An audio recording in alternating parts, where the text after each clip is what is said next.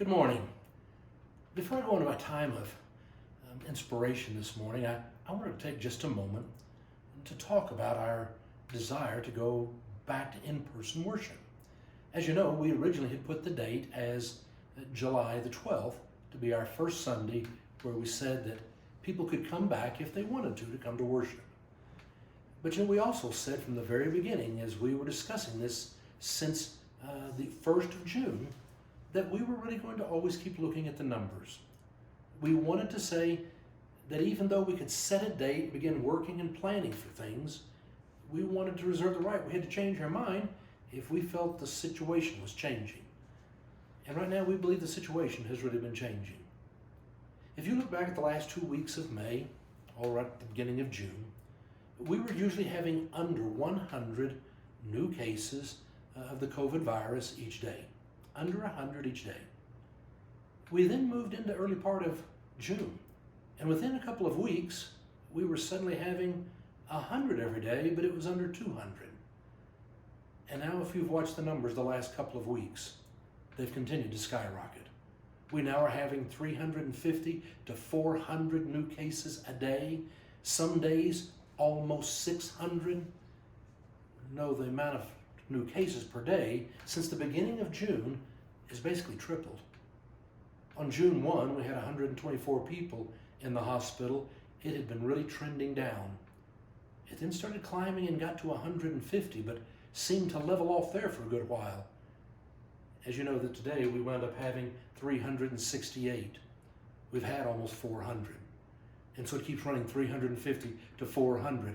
We have literally tripled the amount of people we have in the hospitals. Seeing those kind of trends and knowing that churches can be one of the places that really helps to facilitate the spread of the virus, we've decided that the prudent thing right now, the cautious thing right now, is for us not to come back to worship, even though all of us desperately want to do so. Now I know that some churches they've come back together. But every building is different, every congregation is different, the sizes of the congregations are different. Everybody has unique circumstances. And we've tried to look at the circumstances of St. Luke's, and we really feel like this is what is right for us in this moment. In 3 weeks, we're going to be updating you again and looking to see if we can find a time to start back in August. We don't know if that will be able to happen. We will work towards it.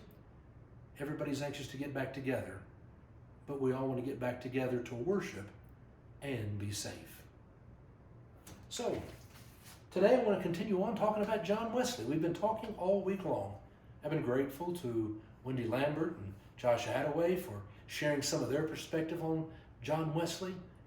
He is such a man that has inspired so many back in the 1700s, and what he said still is applicable today. Since it's my last day to get to talk about him, I wanted to read you just a few things that he said. First of all, he said, we should be rigorous in judging ourselves and gracious in judging others. I should be rigorous in judging myself and be gracious in judging others. John Wesley loved reading and believed Methodists should all know how to read and love books. However, he said, beware you are not swallowed up in books. An ounce of love is worth a pound of knowledge. He said, though we cannot think alike, may we not love alike? May we not be of one heart, though we are not of one opinion? Without any doubt, we may. Hence all the children of God may unite, notwithstanding these smaller differences. John Wesley knew we would all have differences. And yet, I love the line, though we cannot think alike, may we not love alike? We're going to have differences of opinion. That's what it means to be human.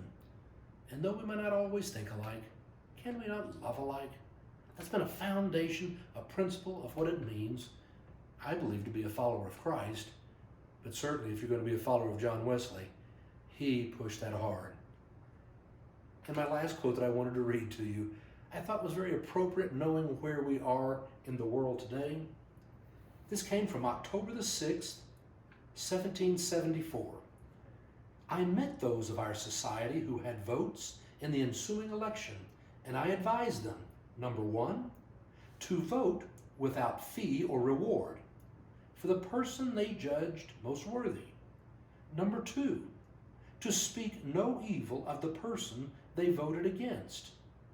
And number three, to take care their spirits were not sharpened against those that voted on the other side.